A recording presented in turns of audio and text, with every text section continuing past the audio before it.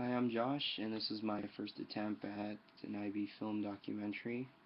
I chose Auteurism through both Pulp Fiction and Jackie Brown. Both films, I've noticed, have use of dark humor, a non-linear narrative, use of strong language and violence, side stories, bad guys always win in the end, and Samuel L. Jackson's character giving a sign before he kills someone. And the scene of the apartment of Mr. Brett, he is a business associate of Mr. Wallace. We can clearly assume that these two individuals, Jules and Vincent, are gangsters because of their matching suits, matching ties, close conversations about foot massages, and also loaded handguns in the pocket of their pants before they got even into the building. As Jules enters, and with a friendly tone, it it sort of throws you off guard because you're expecting this intimidating kind of voice, but instead it's this kind, friendly person, like it's your friend or something. Then he enters, but Jules knows right away that he has the upper hand. He has the power. He can manipulate these guys because he caught them off guard eating.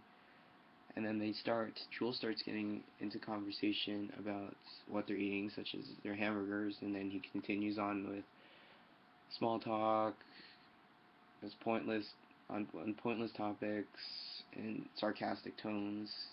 Jules is in a way teasing their fate instead of killing them right away. It's sort of like it's genius in a way. And then when they think of nothing, and Brett actually starts talking to them in a normal voice, trying to convince them that how sorry he was. Jules decides to shoot his friend on the couch, putting Brett in complete shock and just scared to death practically. And then he starts freaking out, he starts saying what, and then all of a sudden the table flips, and then begins the famous line of the Bible verse that he memorizes every time he kills someone. This is also an indicator of Samuel L. Jackson's character, giving indicator about how he's about to kill someone, such as the Bible verse saying that, and I will strike thee upon with great vengeance, blah blah blah. And Jackie Brown, Ordell just bailed out Beaumont for $10,000 because Ordell does not want Beaumont to talk about his secret business as a black market gun dealer.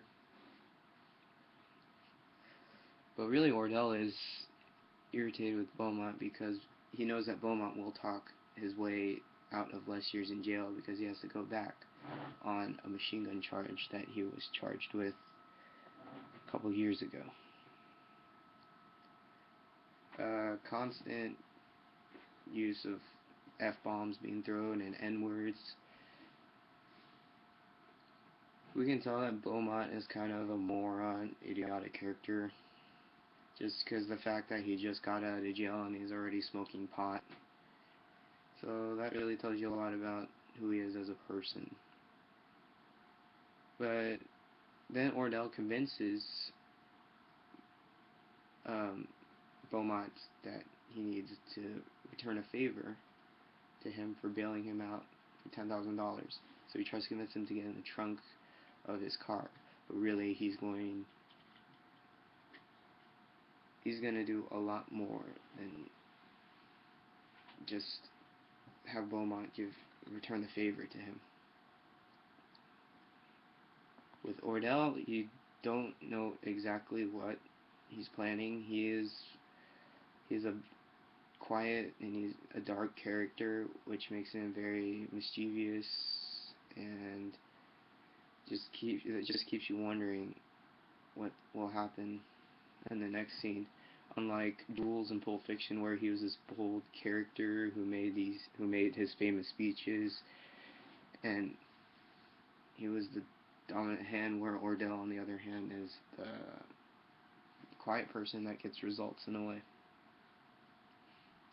So after he puts Beaumont in the trunk, Beaumont starts freaking out, and then Ordell puts on his gloves. And I've also noticed throughout the whole film that when Ordell puts on the gloves, he is usually about to kill someone. Shown in here, and also a really good indicator of him about to killing someone is when he pulls out his gun from the glove compartment and checking if there's bullets in it. So yeah. Both films, I've also noticed, have used a non-linear plot line. This is very typical of notice in Tarantino films such as Reservoir Dogs, Pulp Fiction, of course, Reservoir Dogs, and Kill Bill. At first watching it, you are kind of confused and you don't really fully understand what's happening, but as things start moving, it drops on you and you get everything right at once. You might not get everything, but you get why this person did that, for example. And the story, and it's also not